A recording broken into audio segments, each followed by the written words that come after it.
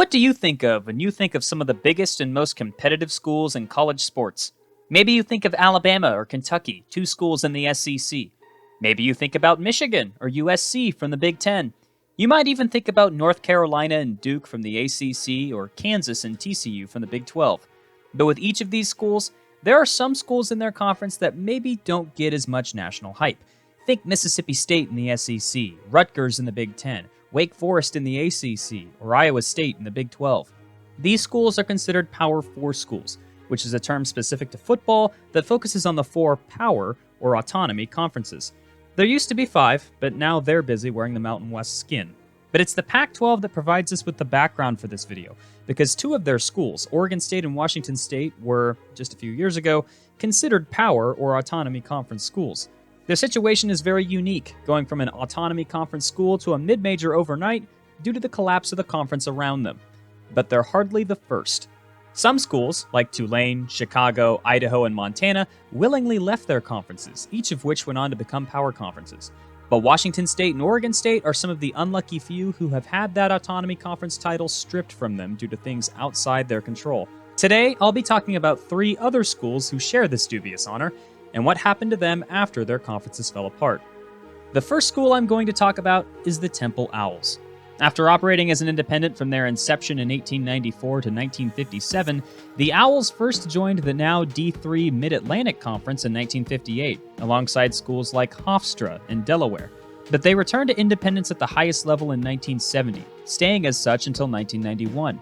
While independents, Temple compiled a record of 115, 105, and 3, with some years played under Bruce Arians at head coach, with 1 bowl win in the now defunct Garden State Bowl in 1979, finishing that year ranked number 17. During that same time frame, the basketball-only Big East was under threat of losing some of their talented members to other conferences due to them not sponsoring football and denying the entry of Penn State in the early 80s. Schools like Syracuse were considered boons and were talking to bigger conferences like the Big Ten about joining for all sports. In order to keep their talented multi-sport members, the Big East started a football branch, including former Northeastern independents like Pitt, Virginia Tech, West Virginia, and yes, Temple, who brought the pivotal Philadelphia media market. This Big East Conference, carrying over some of the prestige of their basketball branch, would be considered an automatic qualifier for the BCS National Championship Bowl system once it was created in 1998, meaning that the Big East was what we'd call today a power conference, and Temple was a Power 6 school. The problem was, Temple head coach Jerry Burnt wasn't exactly all that good. He had an 8-14 record in the 2 seasons going into the Big East, and in his 2 seasons afterward, went 3-19 overall and 0-11 in conference. Their next head coach, Ron Dickerson, couldn't do much better, and the Owls went 8-47 from 1993 to 1997 and didn't win their first Big East Conference game until 1995, their 5th year in the conference. Bobby Wallace took over in 1998 after doing a good job leading North Alabama, and he couldn't elevate the Owls. They went 19-61 under his leadership from 1998 to 2004 and never finished higher in Big East standings than 6th, even in years where there were only 7 teams in that football division. That meant that from 1991 to 2004, Temple had gone a miserable 30-127. Their conference record was even worse. In 14 seasons as a member of the Big East, Temple had won 14 Big East Conference games and never won more than 2 in a season. They weren't just a doormat. They were as close to a free win as you could get, which meant it wasn't so much of a surprise when the Big East Conference actually voted to kick them from the conference in 2005 due to how horrible they were. It wasn't just because they were bad, though. The Owls played in a shared venue, Lincoln Financial Field, also home of the Philadelphia Eagles, which seats up to 70,000 people. Temple, of course, saw nowhere near that amount. Games in Philadelphia were an eyesore, and the Owls were even more so. So after a year of independence and 5 years in the Mid-American Conference, it was a little bit of a surprise to see the Owls return to the Big East in 2012 under Steve Addazio. Some of it was situational, seeing as the Big East had failed to add TCU and had just lost Pittsburgh and Syracuse to the ACC and West Virginia to the Big 12, meaning they had to add a new member, and quickly. But Temple had also brought their act up, going 35-27 in the MAC and even tying for first in 2009 and winning the New Mexico Bowl in 2011. They had a second chance, and it was ripped away from them almost immediately. They went 4-7 in the Big East in 2012, with Coach Addazio leaving for Boston College, and the Big East Conference completely collapsed around them once the basketball schools split from everyone else. They remained in the American, which was an automatic qualifier for 1 year in 2013, until the new college football playoff system was created and rendered it a lesser conference than the other power conferences. In the 10 years since the Big East and therefore Temple was demoted, they've been coached by Matt Rule, Jeff Collins, Rod Carey, and Stan Drayton. Despite some good seasons under Rule and Collins, including a couple of 10-4 seasons in 2015 and 2016, the Owls have a record of 61-73 and have gone 1-4 in bowl games. When the Big 12 considered expansion in 2016 and 2020, Temple was nowhere to be found either time. They didn't make the list of discussions for potential ACC backfill either, and as a member of the American, they're currently a 2.5-hour drive to their closest affiliate member, Navy, but if you count just the all-sports members, their closest member is East Carolina now that Cincinnati is gone, which is a 6.5-hour drive away. There might not be a single bigger loser in college sports realignment than Temple, and they don't have anyone else to blame but themselves. The next school is USF, who has one of the most unique journeys to an autonomy conference out of any school in history, save for their rivals down the road. Like the Owls, they were also members of the ill-fated Big East when it collapsed, but their history was a lot shorter than Temple's. They began their football program in 1997 as a Division I AA independent, which would now be classified as FCS due to how large the school already was. They didn't even have suitable facilities to start practices with, so their first practice and meeting was held underneath a tree on campus, led by former Kansas State defensive coordinator Jim Leavitt, who was hired to be the Bulls' first head coach. Leavitt was familiar with building a program from the ground up, given he was on staff with Bill Snyder from 1990 to 1995, when the Purple Wizard was busy building K-State up from nothing into a Big 8 challenger. But a few things were instantly in the Bulls' favor. For one, they were in a talent-rich state of Florida and played their home games in the Tampa Bay Buccaneers Stadium in Tampa, Florida, meaning they were easily some of the most identifiable and unique brands in the state, right behind the Gators, Seminoles, and Hurricanes. For another, they were still growing.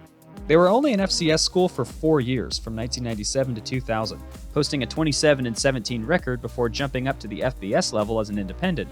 They dominated as an independent, going 8-3 in 2001 and 9-2 in 2002 before joining Conference USA for 2 years and going 11-11.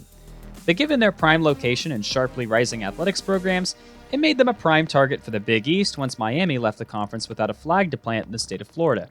As soon as the Hurricanes announced they were leaving for the ACC, the Big East brought the Bulls in. After going 6-6 in their first season in 2005, the Bulls chugged some of the rocket fuel their rivals in UCF had been saving, going 9-4 in 2006, and then, in that crazy 2007 season, spending a week ranked number 2 in the polls after only existing for just 11 years, only to finish 9-4 again. They'd go 8-5 in 2008 and 2009 before Coach Leavitt, who had fought off contracts from Alabama and K-State, finally left USF in 2010.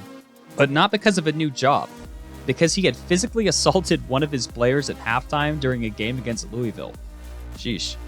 After Coach Leavitt was fired, USF stumbled in 3 seasons under Skip Holtz to a 16-21 record and were passed up in prestige by UCF. The Big East collapse left the Bulls one of many teams in the American with potential, but not great direction, and alongside Temple were teams that were once power schools but lost that distinction with the advent of the college football playoff. Willie Taggart brought the Bulls back to new heights, leading them to an 11-2 record in 2016 and a Birmingham Bowl win over South Carolina. But he left for Oregon, and Charlie Strong, his replacement, ran the Bulls into the ground in 3 seasons afterward. Perhaps the most stark thing about the Bulls is the 2020 season. Under first-year head coach Jeff Scott, USF finished 1-8. Down the road, their rivals in UCF finished at 6-4, but got an invitation to join the Power 5 Big 12 Conference due to that conference losing Oklahoma and Texas. USF was considered, but didn't crack the final list of considerations. UCF is in the Big 12. USF went 4-29 under Jeff Scott and is only now rebuilding their program under Alex Golesh. There is hope for the Bulls yet, though, that they might reclaim that spot in the power conferences if Clemson and Florida State's impending departure from the ACC puts them in the conference's crosshairs for expansion. They have the best shot to return to the highs they once had out of all 3 schools I'll be discussing today, but even then, it isn't a sure thing. On the opposite end of the spectrum is Rice, who instead of rising to their conference peers, stayed in their conference entirely because of old ties and blood feuds. If you look at the Wikipedia page for Rice and look at their rivals, you will see 3 schools listed: SMU, crosstown rival Houston, and, for some reason, Texas. Today, all 4 schools are in different conferences with grossly different opponents, but as far back as 1995, they were all in the same conference together. The Texas-centric Southwest Conference, of which Rice was a member since their 4th year of existence in 1915. And at the start, they were a dang tough beat. From the Southwest founding in 1915 to 1995, their time in the Southwest, the Owls were occasionally one of the strongest teams in the conference, including a 1949 season where they went 10-1 and finished at number 5 in the polls, and a 1946 season where they went 9-2 and also finished number 5 in the polls. In fact, 7 of their 10 best seasons in history took place while members of the Southwest Conference, and they have 7 conference title claims during that same time period, sharing the field with teams like Texas, A&M, SMU, TCU, and Arkansas. The problem is, Rice was easily the least competitive team in the Southwest during their time as a member over its lifespan of 80 years. For comparison, their crosstown rival in Houston didn't join the Southwest until 1976, and still had claim to 4 conference championships in 61 less years. Their fall-off is commonly referred to as after the 1954 Cotton Bowl season, when they went 7-3 and played Alabama and won 28-6. After that, Rice had just 7 seasons where they finished above 500 until 1996. Rice was always the underdog, with an absolutely tiny roster of students to choose from, even in a football-centric state like Texas and a talent-rich area like Houston. So much were they the underdog that President John F. Kennedy famously used them as a metaphor for the tall odds of landing on the moon. Why does Rice play Texas? Their final conference championship came in 1994, which created one of the weirdest finishes in college sports history, since 10-0-1 Texas A&M was on probation and couldn't claim the conference title, which meant each of the 5 teams tied for second, of which Rice was one, claimed a share of the title. But when the Southwest was famously about to collapse in the mid-1990s after the exit of Arkansas and the destruction of SMU's athletic department following their death penalty, Rice was one of just a few remaining schools that had no shot of being a part of the group that joined the Big 12. Every other school, including SMU, TCU, and Houston, were at least somewhat considered for that final spot. Rice? No dice. So once the Southwest went Southside, Rice found themselves in an absolutely massive Western Athletic Conference, where they'd remain from 1996 to 2004. In those 9 years, Rice would have a great season just once, in 2001, where they went 8-4 but still finished 5th in the conference. After 2004, they were offered a spot in the growing Conference USA, where they joined their rivals in Houston. This would give them their most successful stretch since their WAC days, with not just 1, but 2 double-digit win seasons in 2008 and 2013. Ignoring 2022, where they attended the Lending Tree Bowl despite going just 5-7, Rice's time in the Conference USA was accompanied by only 5 bowl games, 3 of which they won. Other than that, though, Rice has been pedestrian at best and downright terrible at worst. Their facilities at Rice Stadium, while large enough to sit Power 5 level crowds, are aging and almost never full. And while their location in Houston and reputation as one of the better academic schools in the country was enough to get them added to the American Conference in 2023, they went 6-7 last year and lost the First Responder Bowl. While Rice may have never exactly been a great team during their time in a power conference, they at least had the opportunity to push toward the heavens. Now, as a member of the American, that opportunity seems to have already faded. There are other schools this could apply for, depending on your thoughts on whether or not the old WAC could have been considered a power conference, with Arizona, Arizona State, Utah, and BYU as members, considering their other members didn't end up nearly as prestigious as those schools did. But for the sake of this video, I'm just going to focus on these 3. Of these 3, which do you think has gotten the shortest end of the stick from their conference collapsing? Are they the future for Oregon State and Washington State? Or do the Beavers and Cougs have a better outlook than these 3 ever did?